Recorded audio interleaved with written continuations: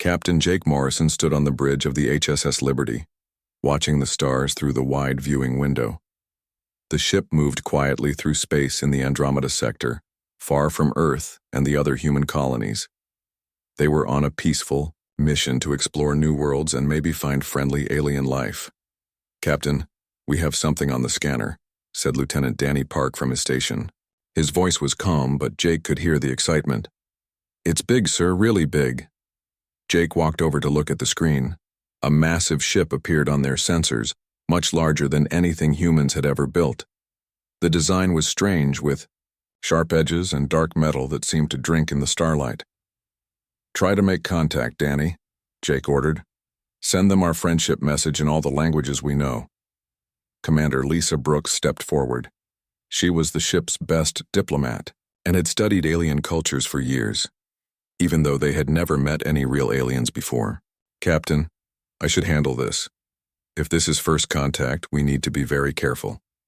Jake nodded, and Lisa took over the communications. She sent mathematical sequences, pictures of Earth, and peaceful music. The human crew waited and hoped for a good response. The alien ship was called the Death's Edge and belonged to the Zethkar Empire. On its bridge, Admiral Vex Thor looked at the small human vessel with disgust. The Zethkar were tall and strong, with thick armor-like skin and sharp claws. They had conquered many worlds and destroyed any species they thought was weak. "What is this tiny thing?" Vex Thor growled to his officers. "It sends us pictures and sounds like a child trying to make friends." Commander Kethval studied the human messages. "They seem to want peace, Admiral. They're showing us their homeworld and their culture." Vex Thor laughed, a harsh sound that made his crew step back. "Peace? Look at them. They're small and soft. Their ship has no real weapons that I can see. They're weak, and weakness deserves only death." Back on the Liberty, Lisa was getting worried. "They're not responding to any of our messages, Captain. But they're not attacking either. Maybe they need time to understand us." Jake looked at the tactical display. The alien ship was 10 times bigger than the Liberty and covered with weapon ports. "Keep trying, Lisa. Maybe they're just careful like we are." Suddenly, the alien ship moved closer. Warning lights flashed on the Liberty's bridge as the ship's computer detected weapon locks. "Captain, they're targeting us," shouted Lieutenant Amy Carter from the weapons station. "Multiple lock-ons from their main guns." Jake felt his stomach drop. This was not how first contact was supposed to go. "Raise shields. Send them an emergency message. Tell them we come in peace and don't want to fight." Lisa's fingers flew over her console. "Sending now, Captain. Universal peace symbols, surrender positions, everything we have." On the Zethkar ship, Admiral Vex Thor watched the human messages with growing anger. "They show us their necks like defeated animals. They prove they are weak and deserve to die. All weak species must be removed from the galaxy." "Admiral," said Commander Kethval carefully, "perhaps we should learn more about them first. They might have useful technology or information." Vex Thor's claws scratched deep marks in his command chair. "The only useful thing about weak species is their destruction. It teaches others not to be weak. Fire all weapons." The Death's Edge opened fire with massive energy beams that lit up space like artificial lightning. The Liberty shook as its shields took the hits, but Captain Morrison was ready. "Emergency jump now," he ordered. "Get us out of here." The Liberty's engines roared to life and the ship disappeared in a flash of light, jumping to safety just as the alien weapons tore through the space where they had been. In the quiet after the jump, Jake looked at his crew. Everyone was shaken, but alive. "Damage report. Shields at 30%, reported Amy. "Hull damage on decks 5 and 6, but nothing critical. We were lucky, Captain."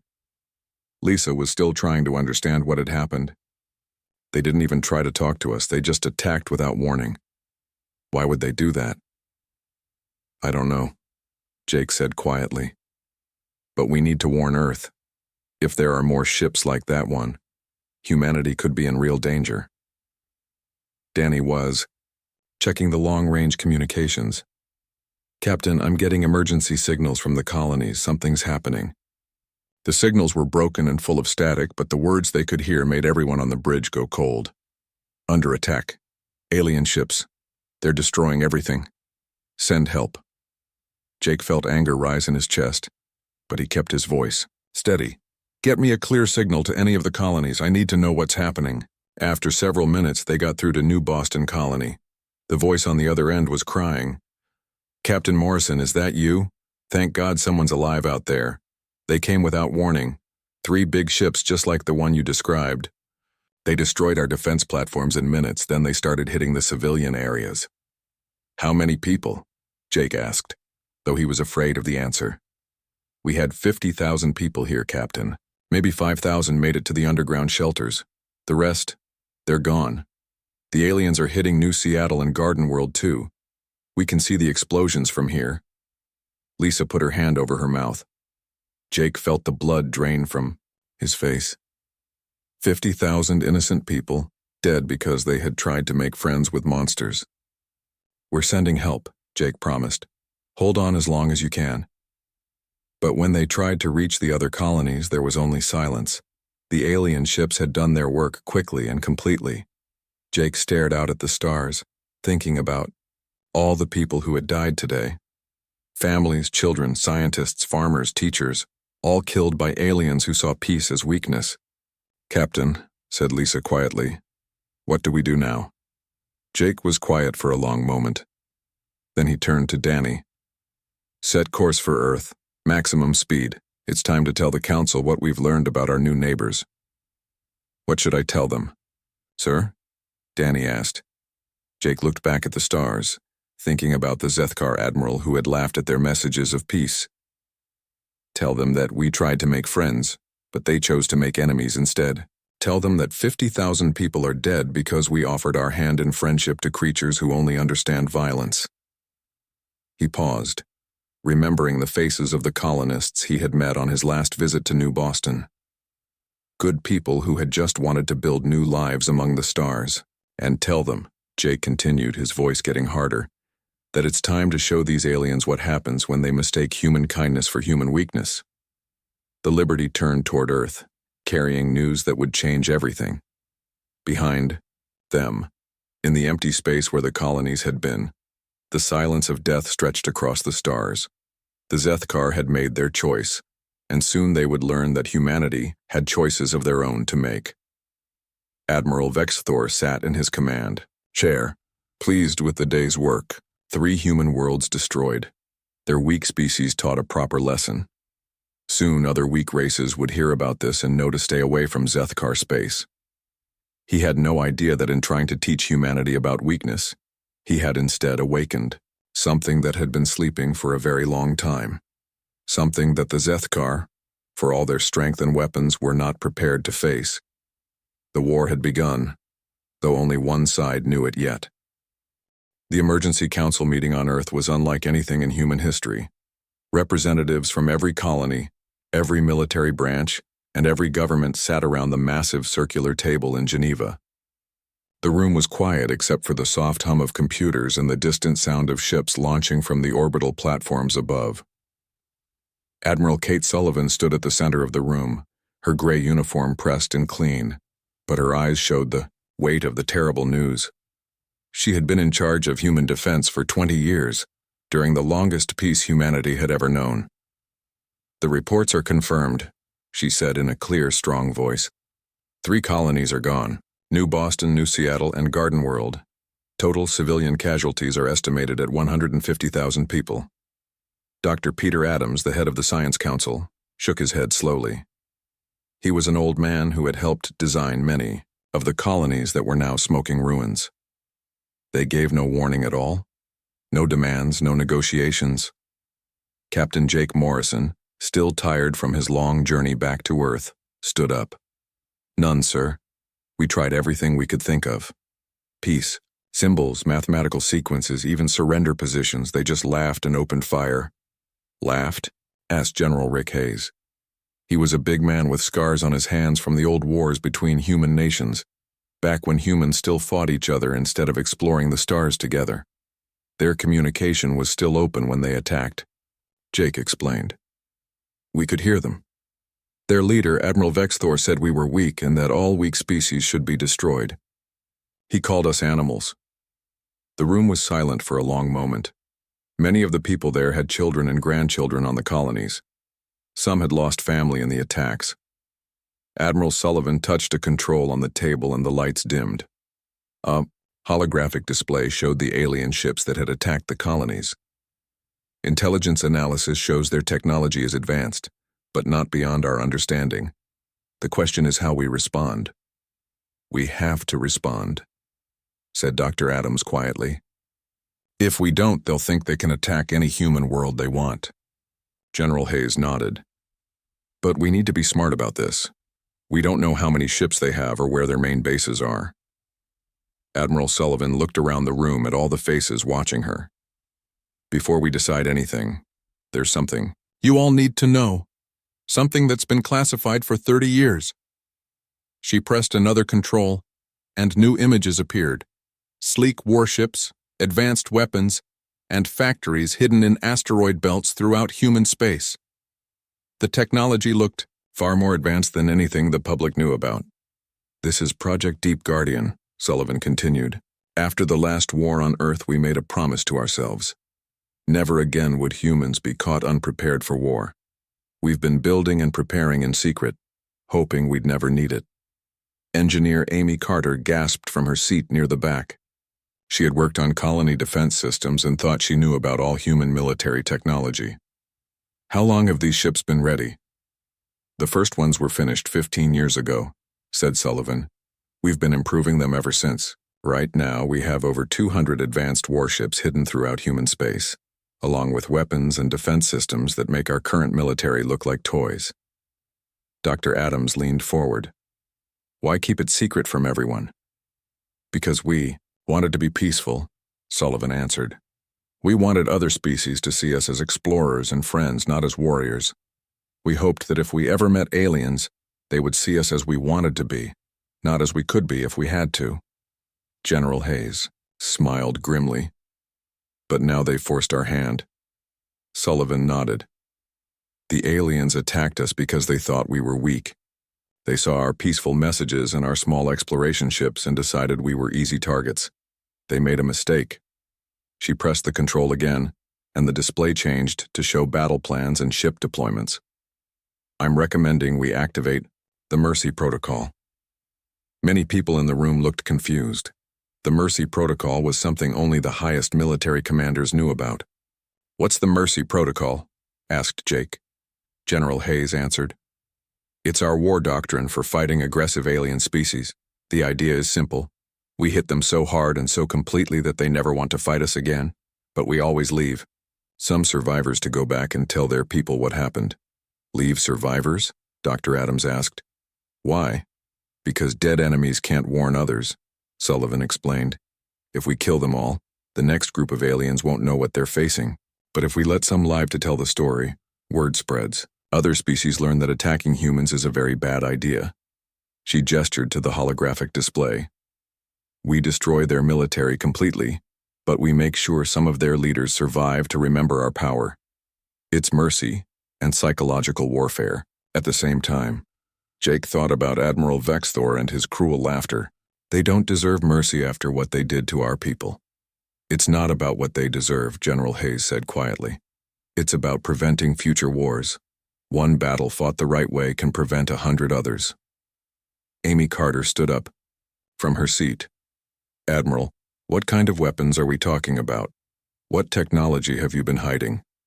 Sullivan smiled for the first time since the meeting began. Amy, you're going to love this. We have quantum disruption cannons that can tear apart matter at the atomic level. Nanoswarm missiles that can take apart an enemy ship piece by piece. Stealth technology that makes our ships invisible to any sensors we know about. She continued, getting more excited as she talked about the technology. We have AI systems that can fight entire battles without human input, gravity manipulation weapons that can crush a ship like an empty can, and armor that can absorb energy attacks and turn them into power for our own weapons. Dr. Adams whistled softly. How did you keep this secret for so long? Lots of people knew pieces of it, Sullivan answered, but only a few knew everything. The factories were built to look like mining operations or research stations. The ships were stored in asteroid fields that looked empty from the outside.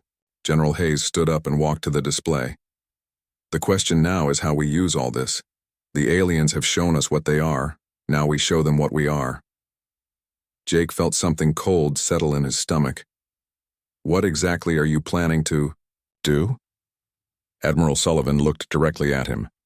We're going to hunt down every Zethkar military installation we can find. We're going to destroy their fleets, capture their commanders, and make sure they understand exactly what they've awakened. She paused and her voice became harder. But we're going to do it the smart way. We leave enough survivors to go home and tell their people about humanity's real strength. We make sure every alien species in the galaxy knows what happens when you mistake our kindness for weakness. Dr. Adams nodded slowly. How long will it take to get these ships ready for battle? They're already ready, Sullivan answered. We've been running training exercises in secret for years. The crews are prepared, the weapons are tested, and the ships are fueled and armed. Amy Carter looked amazed. You've been preparing for this exact situation for 30 years? We've been preparing for any situation where someone tries to destroy humanity, General Hayes corrected. The Zethkar just happened to be the first ones stupid enough to try it. Admiral Sullivan looked around the room one more time. All in. Favor of activating Project Deep Guardian and implementing the Mercy Protocol? Every hand in the room went up. Motion carried, Sullivan said. As of right now, humanity is at war, but it's going to be a very short war. And when it's over, every species in the galaxy is going to know that humans are not to be trifled with. She turned to Jake. Captain Morrison, I'm promoting you to Admiral.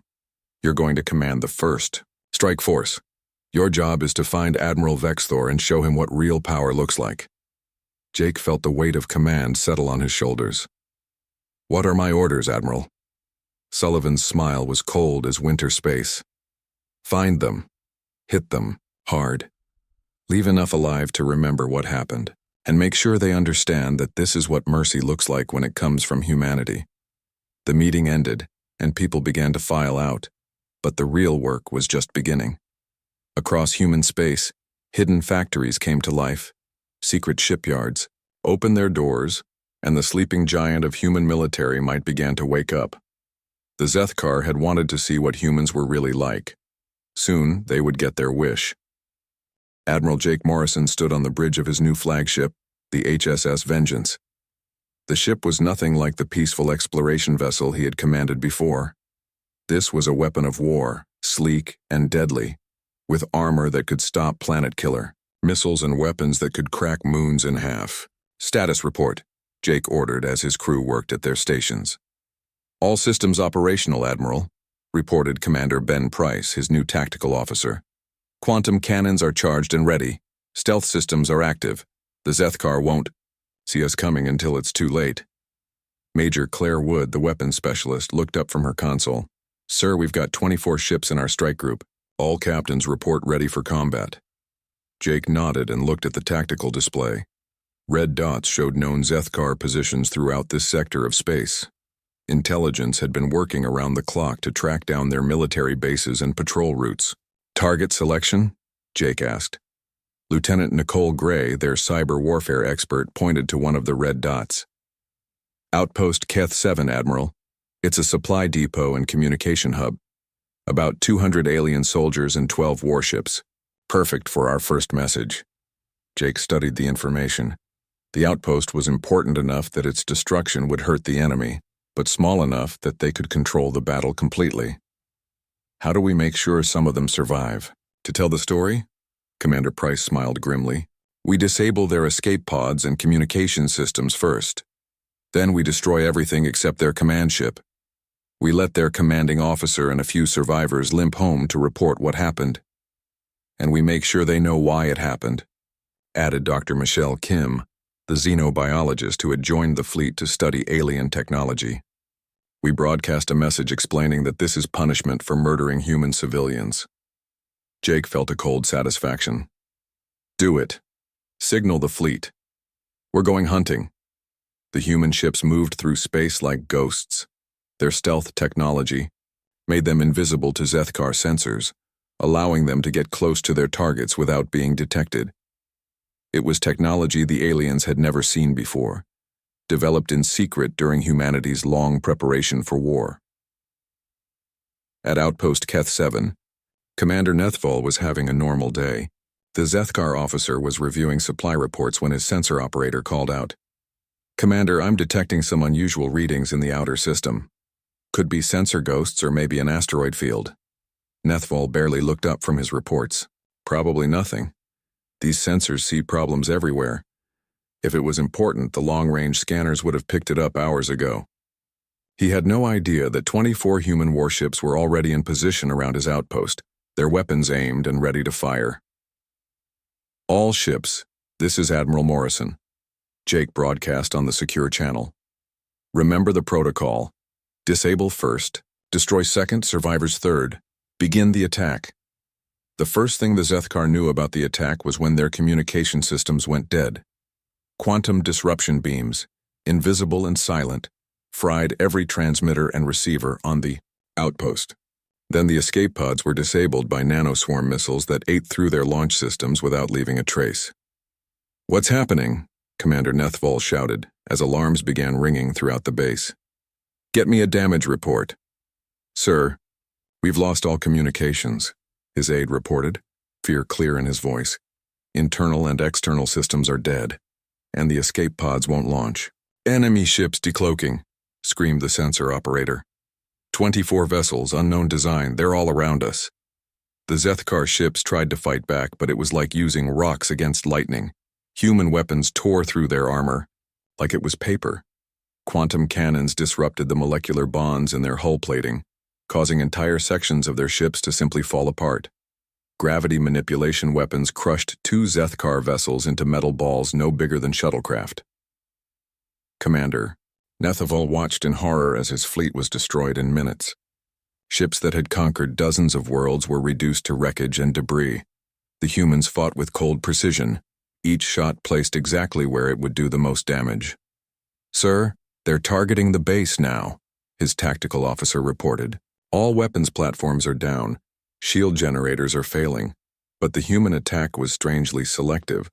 They destroyed the weapons, the shields, and the military equipment, but they left the command center and life support intact. It was as if they wanted some Zethkar to survive." Then the communication systems came back online, but now they were under human control. A voice spoke in perfect Zethkar language, cold and clear. "Commander Nethvol of Outpost Keth 7. This is Admiral Morrison of the Human Federation. You are witnessing the consequences of your Empire's decision to murder 150,000 human civilians." The Zethkar commander felt his blood freeze. The humans had learned their language and knew his name. How was that possible? The voice continued. "Your outpost is destroyed. Your fleet is destroyed. Your empire made the mistake of thinking that humanity's desire for peace meant we were weak. You were wrong." On the human flagship, Lieutenant Nicole Gray was working at her computer, breaking into Zethkar data systems with ease. "Admiral, I'm accessing their files now. Military deployments, command structure, supply routes. Their computer security is decades behind ours." Jake nodded. "Download everything and prepare the message package. I want every Zethkar in the galaxy to know what happened here." Major Claire Wood looked up from her weapons console. "Sir, we're ready to finish the job. Should we destroy the command center?" "No," Jake replied. "Leave it intact, and make sure their command ship can still fly. They need to get home to tell their story." The human message continued broadcasting to the surviving Zethkar. "Commander Nethvol, you and your remaining crew are being allowed to live for one reason only. You will return to your homeworld and tell your leaders what you have seen here. You will tell them that humanity remembers every civilian you murdered, and we will have justice for them." Commander Nethvol found his voice. You could have killed us all. Why let us live?" "Because dead enemies cannot learn from their mistakes," the human admiral replied. "Your empire thinks strength means killing everyone who opposes you. We know that true strength means being able to destroy your enemies completely, but choosing not to when it serves a greater purpose." Jake paused, letting his words sink in. This is humanity's mercy, Commander. We could erase your species from existence, but we choose to give you a chance to learn. Do not mistake this mercy for weakness again. The attack was over in less than an hour. Where there had been a strong Zethkar outpost, now there was only wreckage and debris. But the command center survived, and one damaged ship was left able to make the journey home. As the human fleet prepared to move to their next target, Dr. Michelle Kim reviewed the captured alien technology. Admiral, their weapons and armor are at least 50 years behind ours. How did they conquer so many worlds with such primitive equipment? Commander Price answered her. Because they never fought anyone who fought back effectively. They attacked peaceful species or technologically inferior ones. They've never faced an enemy that was prepared for them. Jake looked at the tactical display, where dozens of other Zethkar positions were marked for attack. That ends now. Signal the other strike groups. Begin the systematic elimination of all Zethkar military assets in this sector. Captain Steve Ross, commanding the stealth ship HSS Phantom, received the signal and smiled. His crew had been waiting for this moment since they heard about the colony massacres. All right, people. Time to show these aliens what happens when they mess with humanity. Over the next week, Zethkar outposts throughout the sector simply vanished. One day they would be there sending regular reports. The next day there would be only silence and debris. The few survivors who made it back to Zethkar space all told the same story. Humans with impossible technology, fighting with cold precision, destroying everything military while leaving just enough witnesses to remember what had happened. On the Zethkar homeworld, Admiral Vexthor received these reports with growing unease. The weak humans he had laughed at were systematically destroying his empire's military presence. Their technology was far beyond anything the Zethkar possessed, and their tactics were flawless. How is this possible? He demanded of his staff. They showed us pictures of flowers and played us music. They begged for peace like defeated animals. Commander Kethval, who had survived one of the human attacks, stepped forward. Admiral, I think they were never as weak as we believed. I think they were showing us what they wanted to be, not what they were capable of becoming. Vexthor slammed his fist on the table. No species hides that kind of power. No one builds weapons like that and keeps them secret. Unless, Kethval said quietly, they hoped they would never need to use them. The Admiral stared at the reports of destroyed bases and captured technology. For the first time in his long military career, he felt something he had never experienced before: fear. The humans were coming, and they were nothing like what the Zethkar had thought they were. The massive fortress world of Keth Prime hung in space like a steel moon, covered with weapon platforms and shield generators that could protect it from entire fleets. It was the strongest military base in the Zethkar Empire, home to their most elite forces and their most advanced technology. Admiral Jake Morrison studied the tactical display on his flagship's bridge. Around him, the largest human fleet ever assembled waited in the darkness between stars. 150 ships, each one more advanced than anything the Zethkar had ever seen. Intelligence report, Jake ordered. Commander Alex Stone, their best interrogation specialist, stepped forward. He had spent weeks questioning captured Zethkar officers, learning everything about their empire's military structure. Sir, Keth Prime has 500,000 troops, 200 warships, and enough firepower to destroy a small planet. It's their main headquarters for this entire region of space. Colonel Troy Bell, commander of the ground forces, nodded grimly. Our Marines are ready, Admiral.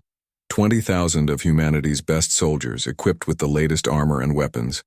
We can take that fortress, but it won't be easy. Major Janet Lewis, leader of the Space Marines, added her report. Sir, we've identified the key targets: command centers, communication hubs, weapon control systems.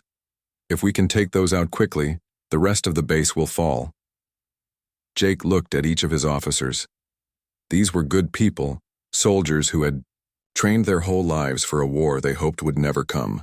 Now that war was here, and they were ready to finish it. Remember the protocol, Jake said quietly. We're not here to commit genocide. We're here to send a message that will prevent future wars. Hit hard, win completely. but leave enough survivors to tell the story. Admiral Kate Sullivan's voice came through the communication system from Earth. Admiral Morrison, you have authorization to begin the final phase. Show them what happens when they underestimate humanity. Jake took a deep breath. All ships, this is Admiral Morrison. Begin the attack. The human fleet moved forward like a wave of death. Their stealth systems kept them hidden until they were almost on top of the fortress world. When they finally appeared on Zethkar sensors, it was already too late. The first weapons to fire were the gravity manipulators. Massive invisible forces reached out and crushed the orbital defense platforms like insects. Metal screamed and twisted as the platforms were compressed into balls of scrap metal and then flung into space. "Impossible!" shouted General Kraktul, the Zethkar commander of Keth Prime. "Those platforms could stop 100 ships. How are they destroying them so easily?" His aide was staring at the sensor readings in disbelief. "Sir, the humans are using weapons we don't understand. They're manipulating gravity itself, and their energy beams are disrupting matter at the atomic level." The Zethkar fleet launched from their hangars, 200 of their best warships rising to meet the human attack. But they might as well have been fighting gods. Human quantum cannons tore through their armor like it was made of paper. Nanoswarm missiles ate through their hulls, disabling their engines and weapons without destroying the crew compartments. Captain Steve Ross, commanding the stealth ship HSS Phantom, led a squadron of invisible ships through the enemy formation. They appeared just long enough to fire their weapons, then vanished again before the Zethkar could target them. "It's like fighting ghosts," one Zethkar pilot radioed to his command. "They appear, destroy our ships, then disappear. How do we fight an enemy we can't see?" But the space battle was just the beginning. Once the orbital defenses were down, Colonel Bell's ground forces began their assault on the fortress itself. Drop pods fell from the sky like burning stars, each one carrying 20 human marines in powered armor that made them stronger and faster than any Zethkar warrior. The Zethkar had never seen anything like human military technology.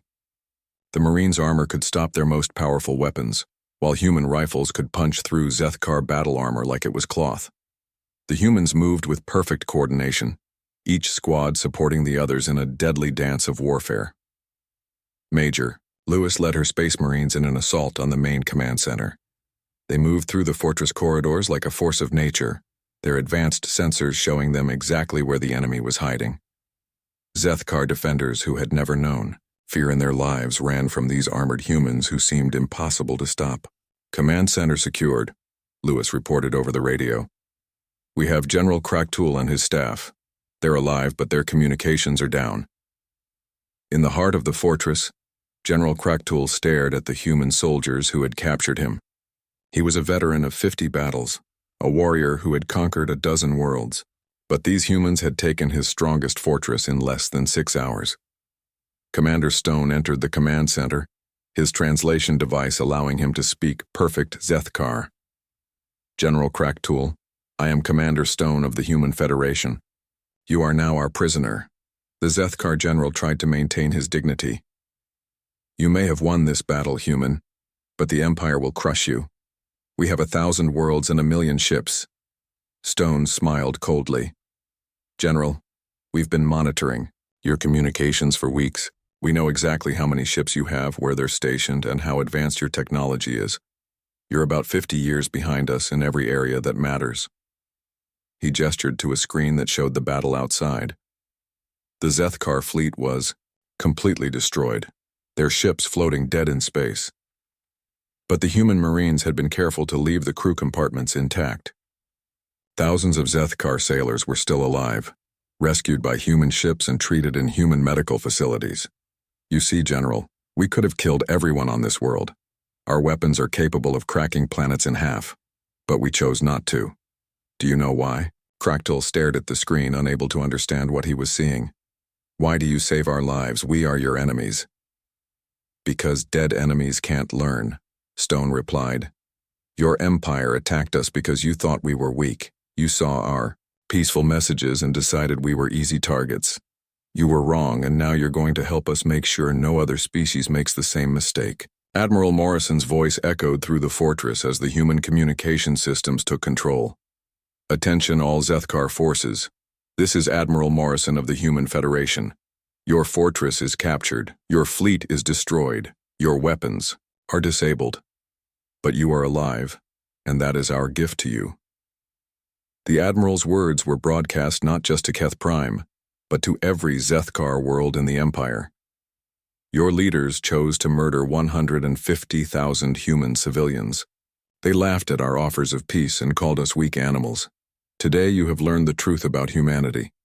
In the Fortress Command Center, General Kraktul listened to the human admiral's words with growing understanding. You planned this entire war to teach us a lesson. Commander Stone nodded. We could have destroyed your entire species in a single day, General. Our technology is that far ahead of yours. But we chose to fight this war in a way that would save lives on both sides while still achieving our goals. The human officer gestured to another screen showing Zethkar survivors being treated by human medical teams. We've captured over 100,000 of your soldiers in this campaign. They're all alive and unharmed. We're going to send them home to tell their families and friends what they've seen. Why? Kraktul asked. Why show mercy to enemies who showed you none? Stone was quiet for a moment. Because that's who we choose to be, General. We could be like you, killing everyone who opposes us. But we learned long ago that true strength comes from knowing when not to use your full power. Admiral Morrison's broadcast continued. General Kraktul and his surviving officers will be returned to your homeworld, along with detailed records of this campaign. They will tell you about human technology, human tactics, and human mercy. They will explain to your Emperor that this war can end in two ways. The Admiral paused, letting his words sink in. Your Empire can surrender now. Free the species you have enslaved and live in peace with humanity.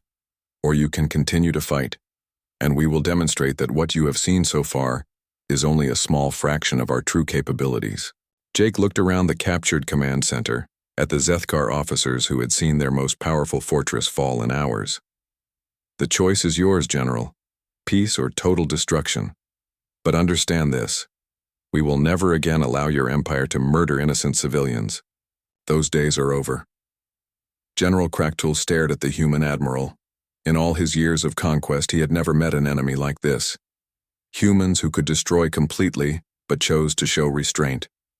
Warriors who offered peace even after achieving total victory. I will tell my Emperor what I have seen here, he said quietly. I will tell him that humanity is not what we thought they were. Admiral Morrison nodded. That's all we ask, General. Tell your people the truth about what happened. Here, tell them that humanity remembers our dead, but we also remember our mercy. And tell them that the choice of what happens next is entirely up to them. The battle for Keth Prime was over, but the real war was just beginning. Soon, Admiral Vexthor and the entire Zethkar Empire would learn what it meant to face an enemy that was both more powerful and more merciful than anything they had ever encountered. Emperor Nextar sat on his throne on the Zethkar homeworld, listening to reports that made no sense. His greatest admiral Vexthor stood before him with his head bowed in shame. Around them, the massive throne room echoed with the voices of other commanders all telling the same impossible story. Say it again, the Emperor commanded, his voice cold with anger. Tell me how a species of weak creatures destroyed half our military in 3 weeks. Admiral Vexthor raised his head, and the Emperor could see something in his eyes he had never seen before. Fear. Your Majesty, the humans are not what we believed them to be. Their technology is far beyond ours. Their ships can become invisible. Their weapons can crush matter itself. And their soldiers fight like machines that never get tired or make mistakes. General Kraktul, who had just returned from the disaster at Keth Prime, stepped forward. His once proud uniform was torn and dirty, and his left arm was in a medical support device. Emperor, I saw them destroy our strongest fortress in 6 hours. 6 hours, Majesty. A place that should have held against any fleet for months. Impossible, snarled the Emperor. Keth Prime had 500,000 troops and 200 ships. How could such a small species defeat so many warriors? Because they're not small. Kraktul replied quietly. They let us think they were weak because they wanted peace. But when we forced them to fight, they showed us what they really are. They're the most advanced military force in the galaxy, and they've been hiding it for decades. The Emperor stood, up from his throne, his claws scratching deep marks in the metal armrests. Then we'll gather every ship in the Empire. We'll call back our fleets from all the conquered worlds and crush these humans with overwhelming numbers. Admiral Vexthor shook his head. Majesty, we tried that. The 3rd Fleet, the 7th Fleet, even the elite guard squadron. They're all gone. The humans destroyed them all, but they let just enough survivors escape to tell us what happened. Why? The Emperor demanded. Why let anyone live? To send a message, said a new voice from the entrance to the throne room. Commander Keithval entered, carrying a datapad with the latest reports from the front lines. Your Majesty, the humans have been broadcasting the same message to every world in our empire. They want to negotiate. Emperor Nextar felt his blood boil. Negotiate? After they destroyed our fleets? They say they'll stop the attacks if we agree to their terms. Keithval continued.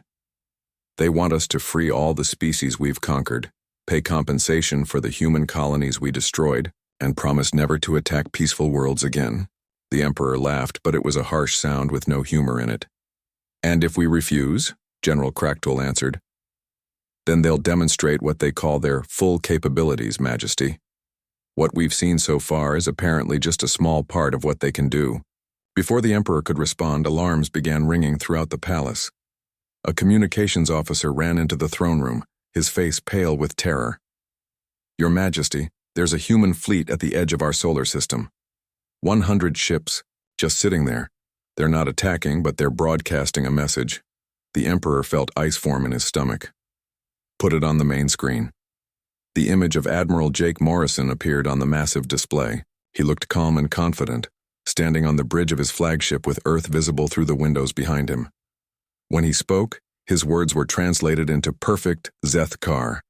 Emperor Nextar of the Zethkar Empire.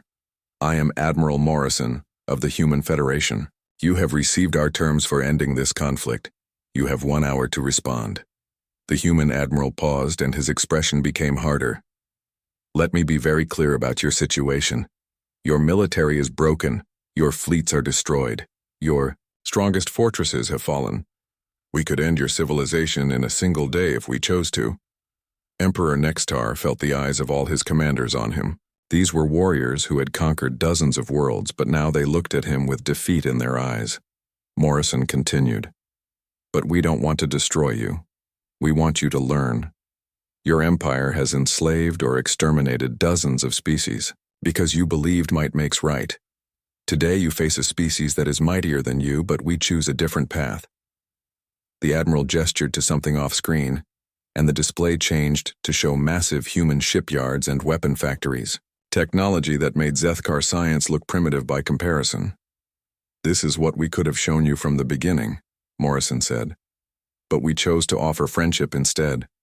We sent you music and art and mathematics because we hoped you would see that there were better ways to interact with other species than through violence. The Emperor found his voice. You've been planning this war for years. No, Morrison replied. We've been preparing for the possibility that someone like you might exist. We hoped we were wrong.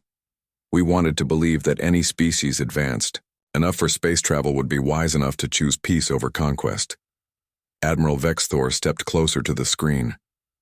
Human, why do you let us live? We murdered your people. We deserve death. Morrison looked directly at him. Admiral Vexthor, yes, we know who you are. You're the one who laughed when we offered peace. You're the one who ordered the attack on our colonies. Vexthor felt shame burn in his chest.